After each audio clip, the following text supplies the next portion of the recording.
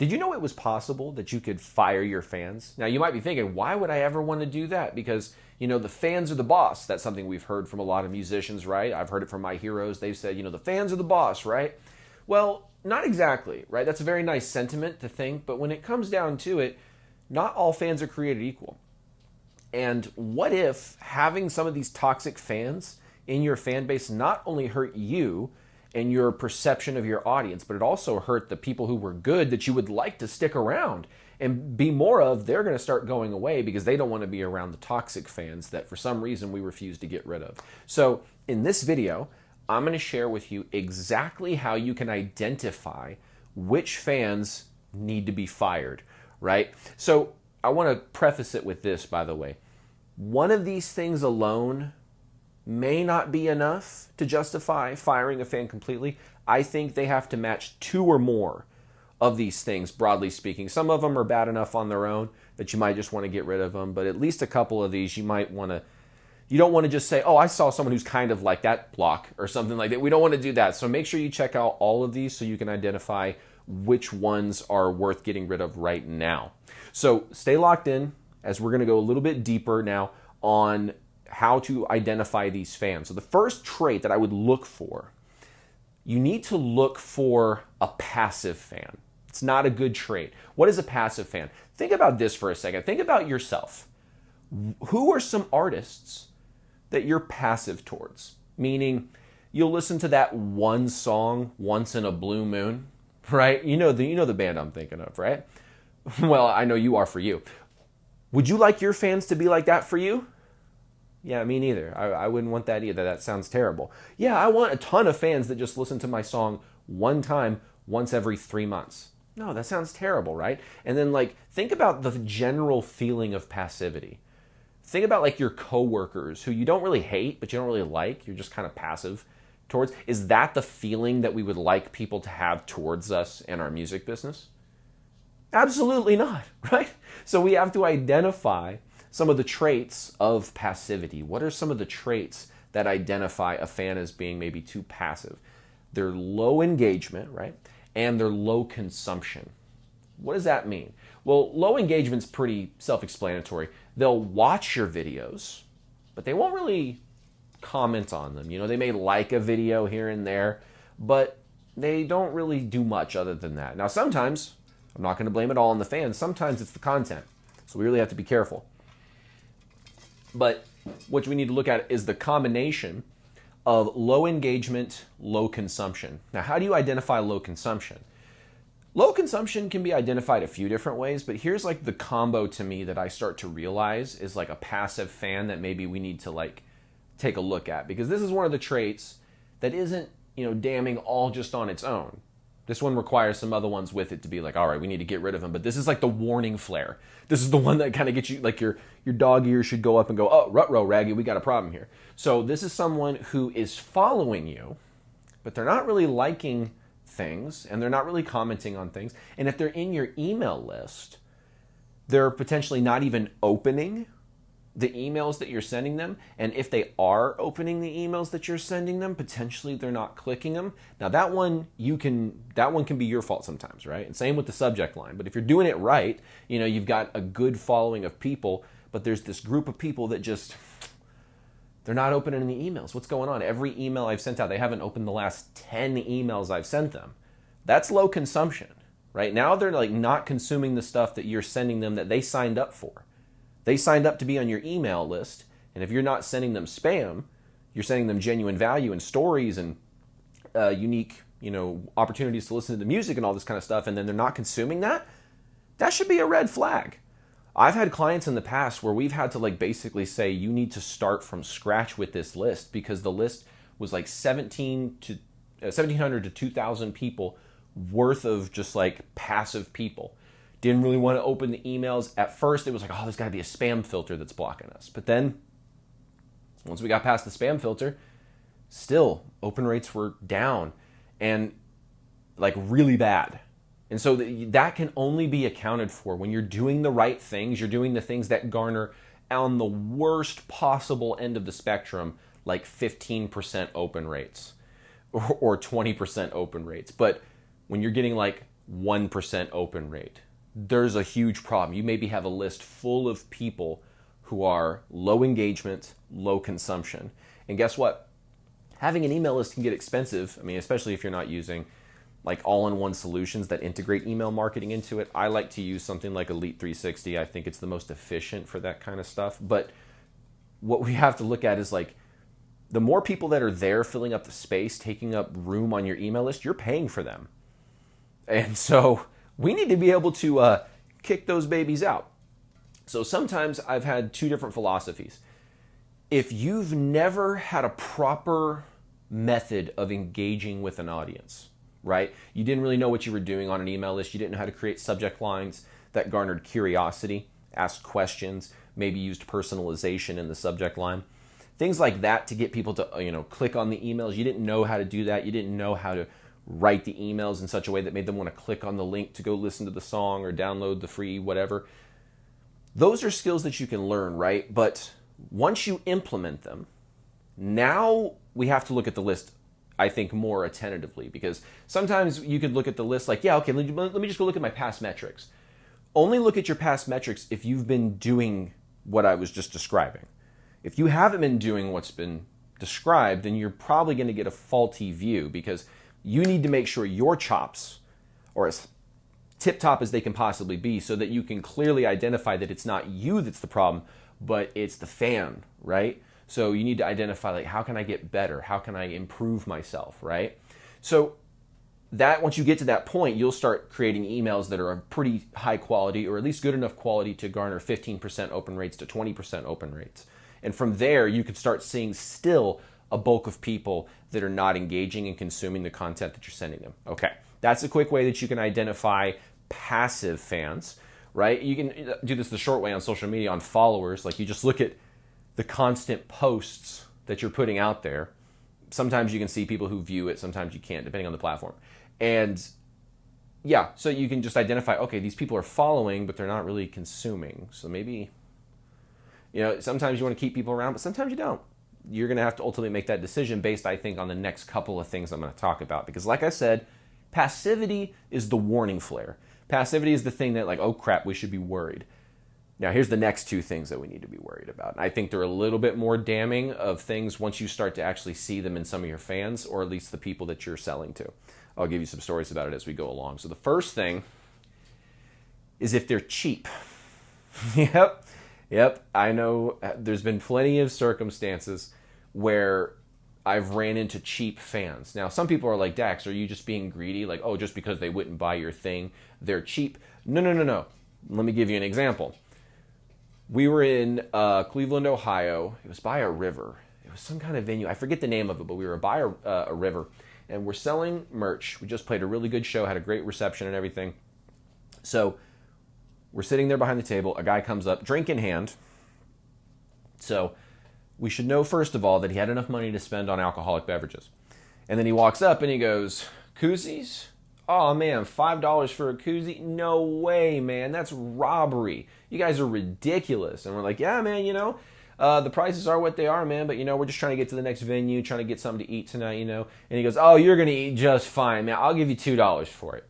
I'll give you $2 for it. I was like, no, sir, that's not going to work. We paid a little under $2 for them ourselves, so we would be making 50 cents of profit. That's not going to work. So the prices are what they are.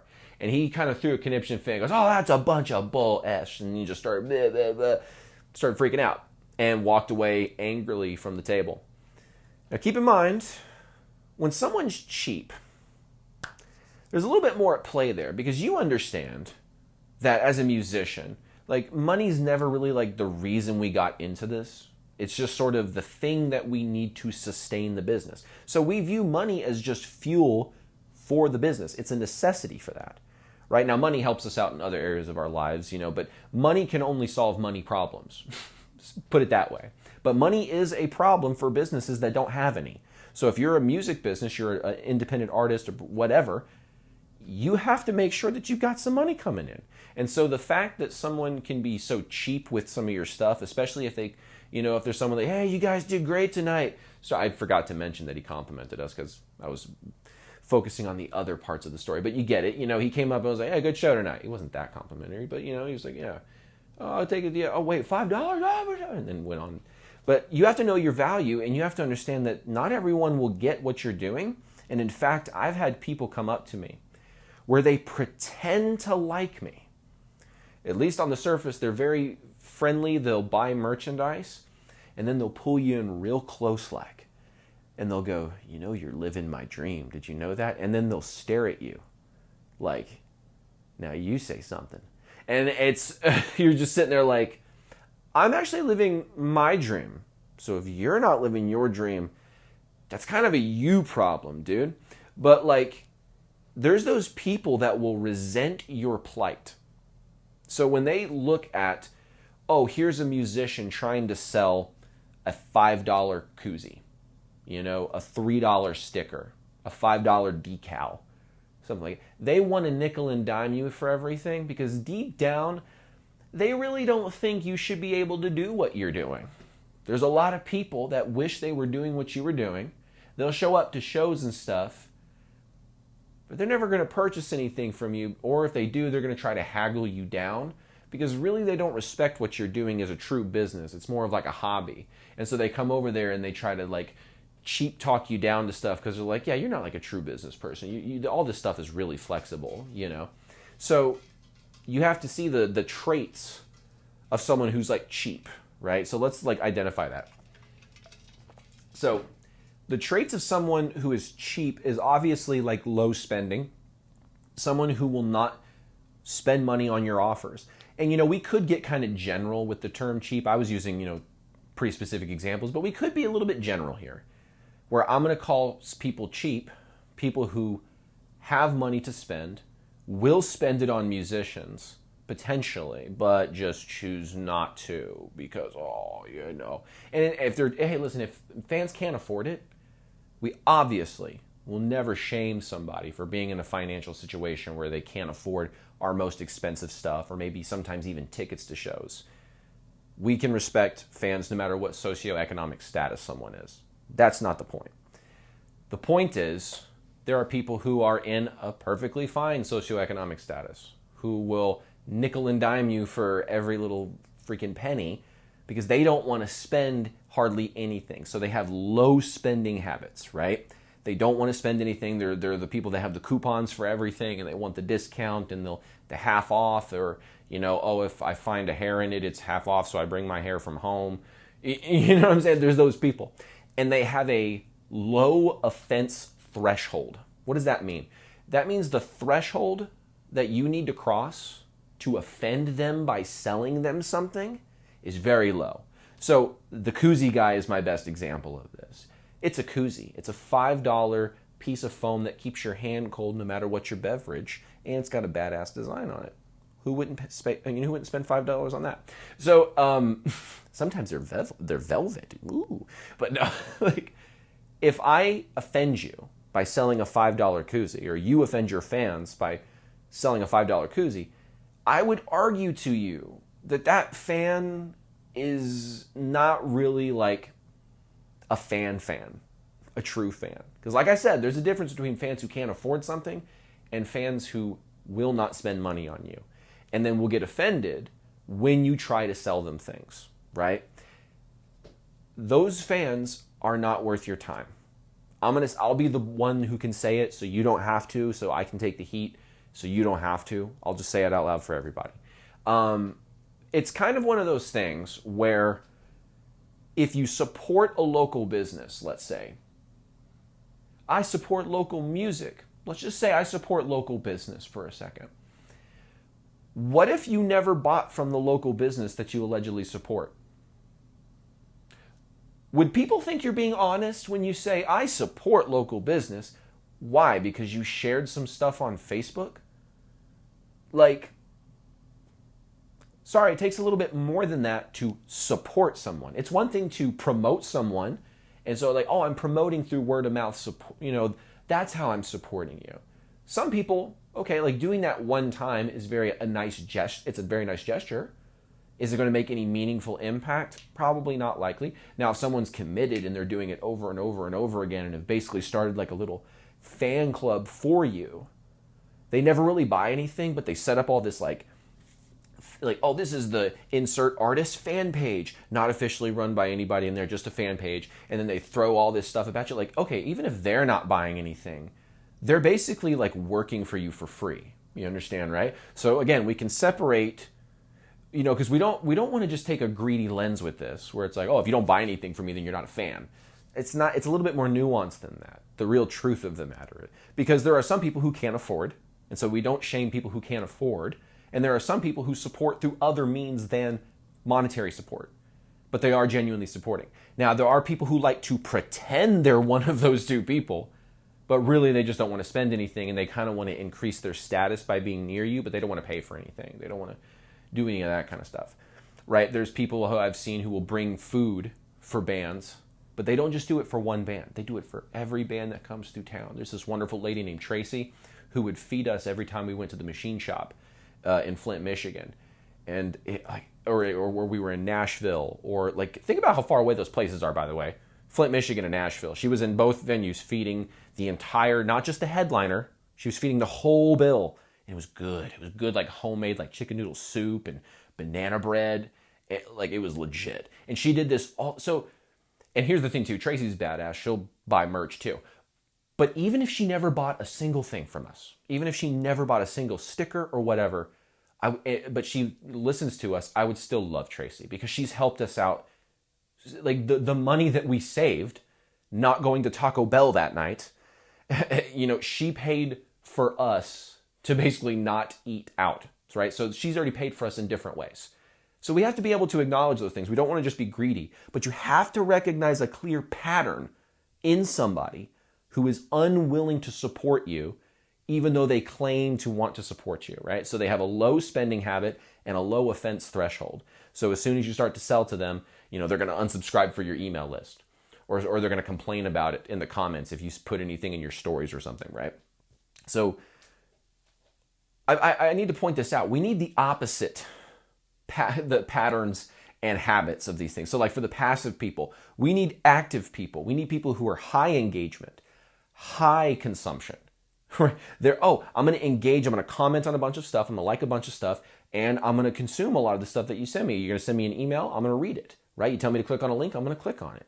You want people of those kind of habits. You don't want them to be cheap. You want them to be kind of sympathetic to your plight and understand that, like Tracy, she's like, bands have it hard out here. They're spending a bunch of money on crap processed food. Let me get some good home-cooked, clean food that they can eat. And it's like, oh my God, it's food for the soul. I had one of our fans, Janie, she had her and her friend got all this food in New Orleans, and it was like, we got a king cake and jambalaya and gumbo. Oh my gosh, it was so good. And people sometimes are like, you eat from like food made from strangers' houses? Like, how do you know it's clean and stuff?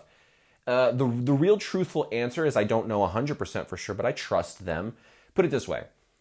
If Tracy or Janie had fed anybody and they had gotten sick once, there ain't no way they're taking food from her again. But this is someone who's feeding multiple bands all across the country in the Midwest. I should say all across the country, all across the Midwest. And for Janie, we know her personally, so we trust her too. So some of these people we do know, and we have met multiple times and trust them and have talked to them. So it's not just complete strangers, but you get the idea. We want people who are sympathetic to our plight, have high spending habits. They're willing to spend $5 here, $10 here. I'll drop $100 every now and then on a cool special offer or a VIP ticket or a whatever, right? And we want them to have a high offense threshold, where the threshold you have to cross to actually offend them by how hard you sell is very high, right? So you ideally want fans who spend a lot of money to support you, and you could sell the absolute crap out of them and you still wouldn't offend them. Like, that's the ideal fan, right? Someone who's high engagement, high consumption, high spender, and high offense threshold, right? Again, I know those are all ideals, but if you know what the ideal is, you can start seeing where people are never going to meet that even closely. And so people who are like never engaging with things, they're not consuming anything, they're not buying anything, and they're super offended anytime you try to get any support from them. Like, in my opinion, it's like you're like the person who says, I support local business, and then the local business sends you an ad on Facebook, and you're like, stop spamming me on Facebook. It's like, dude, do you support local business or not? You know? And then there's the final trait that we need to look out for that is super, super toxic for not only your mental health, but your fan base, generally speaking, is entitled fans. Okay? One thing that's just front and center, obvious, that needs to be talked about is entitled people are emotionally draining because they are never, ever satisfied. You need to understand this. People who are entitled think that when everything is going the way they want it to go, that should be the normative state of their existence. That any bit of uncomfort to them is a huge blow to them personally, right? Entitled people need things to be perfect according to their perception. So these people, if we look at the traits of them, low satisfaction. It's hard to please these people, and you will probably never please them. But they are also high in maintenance. You have to really make sure you don't say the wrong thing the wrong way. And if you do it, like if, for example, a t-shirt takes 6 business days to get to somebody's house instead of 5, they're immediately emailing you like, where the hell's my stuff? This is bullcrap. You know, you're just trying to steal my money. Whoa. Like, hold on there. I've had people who buy my book and the shipping got delayed. So I had to go send like another book. And then, so I was out a whole book just trying to get another one to them. And then it was like some of the login stuff didn't work. So they emailed me just frustrated and pissed off as all hell, basically almost wanting like a refund. It's like, dude, literally it's just a technical error. I press a button and everything is resolved, you know? Plus, this was during a time when we were switching CRMs. So it was like there were some technical little things to tidy up, you know, and they're just not patient at all, right? One little mishap, you know, I try to log in and I get an error and it's just like, you know what? I hate all this. You can't have these people in your VIP groups, in your fan clubs, because then everything that you're doing to establish a value proposition to your fans, they're going to just pick apart and they're going to crap on and poo-poo on and bring down the vibe of everyone else. We'd like to think that if we put one person who's well-behaved in a group of people who's not well-behaved, that one person would be a good enough influence to be, you know, good enough to raise one person up. And then that one person, having changed in front of all the other people, would inspire other people to change and become better. In the research reality of the world that's been observed, that's not how that happens. What happens is because there's so much negative influence, it overwhelms the positive person. And then basically everyone becomes equally as negative as they were in the first place. So you really just corrupted the good person instead of the good person inspiring the rest of the people. And this was done in like scholastic school environments, academic environments. But still, the point remains is that if you have a fan club and you've got 1 or 2 people in there, 3 people in there that start becoming negative, cynical, crap talking everything that you do, any kind of little mistake is exacerbated and hyped up, and any kind of good thing you do is downplayed. These people need to get the hell out of whatever it is you're doing. Like, you can blacklist people so that your emails don't go to them anymore, that they can't pop up on your social media accounts anymore, that you don't send ads to them anymore. You can blacklist people so that they don't get your stuff anymore. Your stuff is a privilege. And if people aren't willing to be a part of the community and contribute to its betterment, then have these people get the heck out of here, right? Because think about it, like, think about it. We want emotionally uplifting people that are high in satisfaction. You know, you're up there on stage, you look at them and go, yeah, you rule. And they're like, that was so cool. They pointed at me. This is so cool, right? We want people where, like, obviously we don't want to like do that like Elvis Presley. I mean, if we naturally had that effect, right, that'd be great. But that whole kind of thing where you just kind of look at them and they're like, oh my God, oh. You know, that would be really great if all of our fans were like that. Obviously not every single one will be that high in satisfaction, but we think about it on like a scale, right? We want them to be higher in satisfaction based on, you know, the normal things that we do, put on performances, put out content, put out music, all this kind of different stuff, right? And we want them to have low maintenance. We want them to be in a position where, oh, there's a mistake made, they're understandable, right? They're like, hey, listen, no worries. It's a technical difficulty. Those kind of things happen. Just make sure it gets to me, right? And those fans make everything easier, because a lot of the stress that comes from things comes from how we think the other person is going to perceive the information or perceive the incident. And if you've got people out there that are high engagement, high consumption, high spenders, it takes a lot to offend them when you're selling to them. They're high in satisfaction and they're low in maintenance. You can be yourself, and every time you make a little mistake, you don't have to stress about it so much, because you know the people that are going to respond to it are of good spirit, right? And are the kind of ideal people you want in your community. But a lot of the stress of what happens is we think, what happens if the shipment is a day late? And I have this fan who's yelling at me. And then the question becomes like, do we really want to aggregate a bunch of fans that are that easily offended by us selling to them? Do we really want to easily aggregate a bunch of fans to us who are offended at the idea of us selling, don't want to spend anything, they don't want to take time to comment on our videos, respond to our emails, it's easy to piss them off, and they're high maintenance? Like, think of like who would, I'm just thinking about this for a second, who would be against this? Like, who's the person that's going to be in the comments? Hopefully there's not one of them, but there might be that one person who's just like, what, so if all fans don't bend to this criteria, then they're not real fans? My question is, what kind of fan are you if you advocate for being passive, being cheap, and being entitled? So basically, you want the musician to produce all these great things. You want them to produce music, produce visuals for the music. You want them to do all that, but you don't want to contribute to that, even though that that your participation is a direct correlative thing. It's causally related to the growth of that musician. If that's the fans that people want to advocate come into their music business, then I can't stop them. But I would not advocate that you incentivize those type of people. So the big lesson from this is not only that, yes, if you identify these people, you can start to get them out of your community. But hopefully you've understood that the better principle up to now is, if I do my marketing right, I can attract naturally the people who are high engagement, high consumption, high spending, high offense threshold, high satisfaction, low maintenance. If you position your words right in your content, if you position your words right in your emails, if you position these things correctly, you can attract those people naturally and repel people who are cheap, who are passive, who are entitled, right? And so, yeah, you might offend some people. You will offend probably the passive, cheap, entitled people. I wonder if the PECs, passive, entitled, cheap people.